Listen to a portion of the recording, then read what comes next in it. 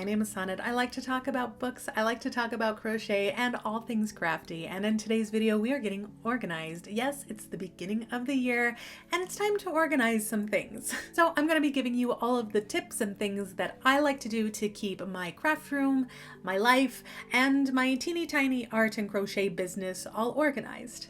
Any and all links and time codes are down in the description down below, so feel free to skip and jump around this video as you please. Now, obviously we are all different. We're all gonna have different ways that we organize and that we plan things.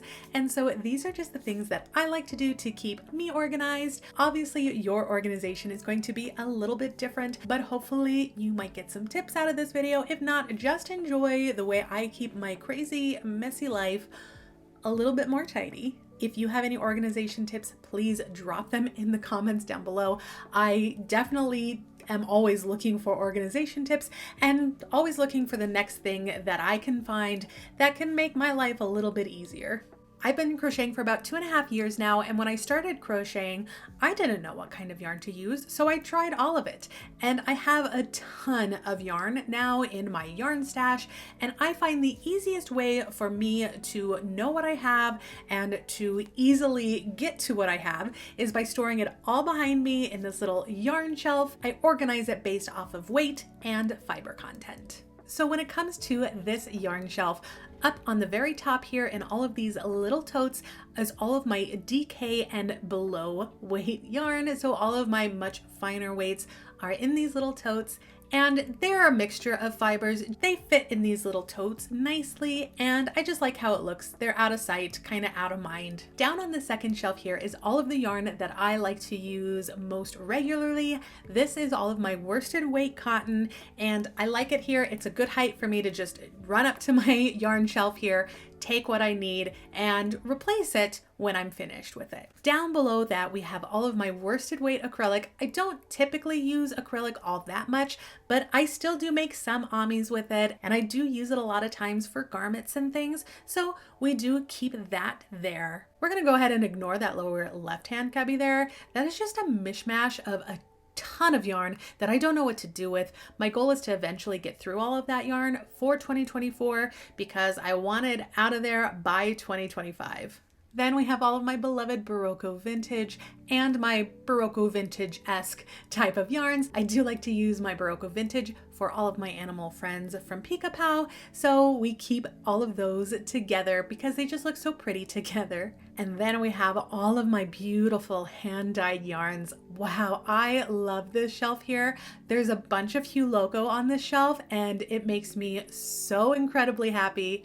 And I also do have my new Jolly Holiday mini skeins on that shelf as well. Can't wait to use that. Love a hand-dyed yarn shelf. Now those were typically all of the yarns that I used, and I had some blanket and chenille yarn, but it's never really been my favorite to crochet with, so I didn't have a ton of it until recently. Now I have the issue of having too much chenille and blanket yarn, and I didn't know what to do with it. Since I did my crocheting with the yarn I hate video, I've actually really come around on the chenille yarn, and so I did buy a bunch of Honey Bunny and Parfait chunky yarns, and so I decided to use this blanket basket here. I found this on Amazon. It was holding all of my blankets, but now they need to find a new home because my yarn's going in there. Now all of that yarn is not the most tidy looking organized yarn in that little blanket basket, but it's doing the trick temporarily, and the goal is to use up enough of my stash to where I won't need that by the end of the year. Now I do recommend keeping a list of all of the yarns in your stash. I'm awful at this, but I have been working to get a little bit better. So in the past, I've tried a couple of things. I've tried a little zipper pouch, and I would just throw all of the yarn bands in there, and that didn't work out too well. So I'm going to go ahead and try out just taking the band off, punching a hole in it, putting the yarn through. I still kind of didn't like this option either, but I don't know. And then I tried the technique that I see used sometimes where you cut up the yarn band to have just the important information that you need and tape that to a notebook with a sample of that yarn. And that's fine. I don't know. I still feel like I need to get better at organizing all of my yarn digitally. So whether that be on Ravelry or on a spreadsheet, that might be the way to go. Let's go ahead and talk about hooks. I have a lot of hooks. We all have a lot of hooks, right? But I only tend to use about 3 to 4 sizes of hooks. So I run into the issue where I have this really cute little hook holder. It was a plant holder that I got from the thrift store. It has Mickey and Minnie on it. So cute. But I really struggle to find the hook that I need. I can kind of gauge based off of sight which one I need, but it's not the most foolproof method, and it was taking me forever to find the hook I needed. So in this year's Crochet Society Advent Calendar, we actually got this cute little wooden stand, and I have been loving that to hold all of my hooks that I most regularly use. I only put the hooks that I most frequently use in that little holder there, and it's been much easier to just glance over there, see what hook I need, pull it out, and get to crocheting. So we have yarn, we have hooks. Let's talk about my pattern organization. Personally, for me, I use patterns 99% of the time. I am not a freeform crocheter. How you guys do that blows my mind. I definitely need a pattern. Even if I've written the pattern, I need it in front of me. And I do prefer books to singular patterns. I keep my most used and most recent acquisitions on a little table right beside my desk here. And I also have a little cubby where I keep the rest of my books. They're really easy to access. I can see it down there in that little cubby. But since I do like to buy digital patterns, I got into the habit of laminating and binding all of my digital patterns that I've printed. Just laminate all of the pages. Then I do have this binding tool thing that I got when I was doing a lot of homeschooling, and that has made these cute little pattern books that I then store with all of my other pattern books. Not every digital pattern can be printed though. Some of them are like 25 to 30 pages. So when it comes to those patterns, I have a folder on my desktop that is titled Crochet. Then inside that folder is subfolders: Halloween, makes that I want to make right away, springtime, summertime. It's just folders inside folders inside folders. So I have my yarn, I have my hook, and I have my pattern. So it's time to start crocheting. But what do you know? I'm one of those crocheters who has a lot of whips at a time. And sometimes I forget what hook I'm using. I forget where I left off in the pattern, and it gets to be pretty crazy. There are times where I have 12 whips going, and you really do lose track of just where you are in the pattern when you have so many going. So my favorite organization thing that I have to show you today is how I keep track of all of my whips. Sure, we've seen all of the notebooks for whips where you write down information such as hook number and the yarn, and those have worked for me in the past, but I much prefer to do it digitally. A lot of time, I'm not in my craft room. I don't have that notebook with me, and I need something right at my fingertips to tell me where I left off in the pattern and what hook I've been using. That's a big one for me. So many times I've pulled out a whip and I've wanted to start working on it again, and I can't remember for the life of me what hook I was using.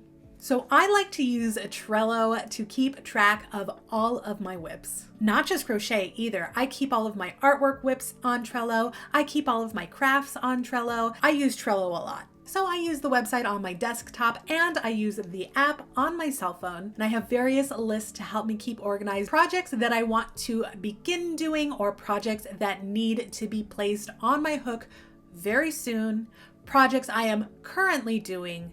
And then I have a ton of places for projects that I have finished. That way, if I need to go back and refer to a project that I've done, I'll know what hook I've used, what yarn I used, how long it took me, so on and so forth. In each project, you can leave comments. So in the information, I'll put my hook size, I'll put the brand hook that I like to use, I'll list all of my yarn. Sometimes I'll list the website to the pattern that I am using, and then you can leave comments on those projects. So I will leave something along the lines of, Finished row 29 of the head. Begin row 30. Trello is free to use. They do have a paid pro version. I don't use that. I just use the free one and it works perfectly. And it has been a lifesaver so many times. Now, since I have so many whips, I like to use project bags to keep those all organized. That way, all of my projects aren't bumping into each other, getting all tangled up, getting all mixed up. That would be a nightmare. I have a variety of bags that I like to use. I use reusable totes. I have backpacks that I use. I like to use clear containers to keep my projects. Anything to keep a project separated is perfect. And inside those bags, I have even more bags. They are little Notion pouches. I'm sure you guys have these too. Some of them I have sewn myself. Some of them are old makeup bags that I don't use as makeup bags anymore. Some of them are Notion pouches that were purchased just because they were so cute. But I like to keep stitch markers, scissors, darning needles. I do sometimes throw a notepad and pencil in there if I need to take notes, and any other little notion that I might need, such as safety eyes, to have with me while I'm working on that project. So much like reusing different totes and reusing different Notion bags, I love to reuse containers for crochet. I think it's really important to reuse whenever we can. And boy, oh boy, I love to use reusable containers for all of my little things. Here we have a super cute candle case that I couldn't get rid of this once the candle was all burnt out. So that now holds all of my stitch counters. I love the wee yogurt. I think they are so yummy. They are so good, but I can't get rid of the glass jars. And I have a lot for art projects, but I can only save so many for art. So I like to use them to keep my stitch markers and all of my little pins that I like to use to hold limbs and things in place. Old boxes from crochet gadgets that I get. If it can be used to store all of the little teeny tiny things, I love it. So we've made our cute little amigurumi. Let's talk about my eye storage. Safety eyes, what a hassle to store. Am I right? We have those little containers. We all get them with our safety eyes. That wasn't working for me. So I found these containers at Hobby Lobby and I saw these and thought, my goodness gracious, that is what I need to organize my safety eyes. They have a bunch of little tiny containers inside the large container. You pull it out, you open it up, there's your safety eyes. I labeled mine to make it a little bit easier to find all of the different sizes and styles of eyes that I like to use. And I even have a container to hold all of my eyes that I do like to paint myself. And it's just nice to be able to go over there to my little yarn shelf, look on top, find my little eye number that I need, and get back to crocheting. So now that we've talked about organizing all of the physical things in our craft room, let's talk about organizing all of the tasks that we need to do. One of the biggest things that keeps me from being so organized is a lack of routine. But as a mom with a young child and an ever-changing schedule, it's really hard to keep a routine in place. So I do the best I can to give myself a little bit of grace if things don't go as planned. However, I have been working hard to take 10 to 15 minutes out of my mornings to work on my planner. I like to use the Clever Fox Pro planners. I love these planners because they have you write down a ton of goals. You write down yearly goals, you write down 5-year goals, 20-year goals, 3-month goals, daily goals, so many goals. By writing down my goals and by planning my day for the day, I start off my day fresh, I start off productive, and it's been really nice to actually start off on such a positive note and feel good about the day ahead of me. So much like the Clever Fox goal part of the planner, I recently discovered a manifestation journal at Barnes & Noble. When I saw this, I had to get it. Now, I'm familiar with the manifestation, your goals and dreams type of thing, type of practice, but it was never something that I really thought seriously about. But when I saw this darling little journal, I just had to get it and try it out for myself. It is so nice to start a day being positive, about where your day is going and about where your life is going and about your goals. I feel one of my biggest issues with organization is I get discouraged because I have such negative thoughts about not succeeding at things. It's awful to say, but it's true. So many times throughout the day, I'm telling myself, I can't do that. That's not going to happen for me. Or I wish I had that. So no wonder my life is in total chaos because I have such negative thoughts about it all. So the past few days, I have been taking the time to fill out my goals and really focus on manifesting my dreams and all of my desires. It is such a relief to be done writing in this manifestation journal and feeling positive about the day ahead of you because you yourself are putting all of those positive thoughts out there into the universe. Once I'm done manifesting all of my dreams, I move on to my content planner. Now, Cindy from Rumi Mill over here on YouTube actually had a video talking about this just recently. I saw this planner and I had to get it. If you don't follow Cindy over at the Rumi Mill, you need to stop what you're doing right now and go over there. Cindy is so incredibly wonderful in every way. Her creations are so unique as far as the darling names that she gives all of her amigurumi, the most adorable and silly backstories that they all have. I am always smiling and laughing, and every time I watch a Rumi Mill video, I am instantly happier for the rest of the day. So please go check out Cindy. You won't regret it.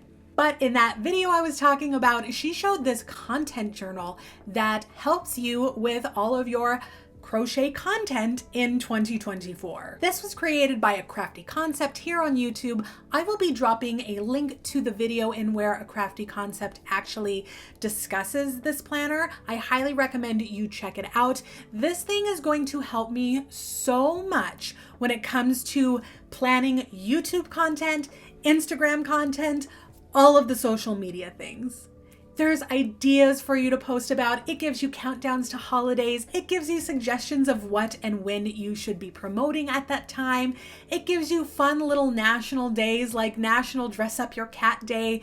It is fantastic. Highly recommend checking it out. But I'm really excited to introduce this into my organization for 2024 because, as you guys know, I'm awful at social media, more specifically Instagram, and this is really going to motivate me. Now, you can organize your yarn, you can organize your hook, you can organize your day with planners, you can manifest all of your dreams and desires. But I'm telling you, all of that could possibly come crashing down if you don't take time to take care of yourself. If I'm getting burnt out, if I'm overly anxious, if I'm tired or feeling depressed, and I don't take the time to focus on things that I need, I'm going to lose sight of all of the organization and all of the things that I'm doing because I will not have the energy to put into it. I know it's really hard to find the time for yourself. I don't know what you're going through. I don't know your struggles, but I have mine, and I know that there are times where I can't. And it's really hard sometimes to stop and really think, okay, Sonnet, you need to take care of yourself. So in 2024, let's try and organize more self-care. Take a minute out of your day to focus on something you love, whether that be crochet, whether that be for me, taking a hot scalding shower, or do a meditation or something. Whatever it is, make sure you are taking a little bit of time to prioritize you, because you are that main piece. You are the main glue that holds all of those organization techniques and tips and everything that you're doing. You hold it all together. So take some time for you. Give yourself grace. Every day we're doing our very best and we're doing what we love, which is crocheting or creating art or reading or doing whatever it is. And that is truly something super awesome. If you need any more help getting organized, please don't hesitate to reach out. Again, leave any and all tips down in the comments. But that's all I have to say about that. I love you so much. You are so wonderful, and I will see you all a little later. Bye.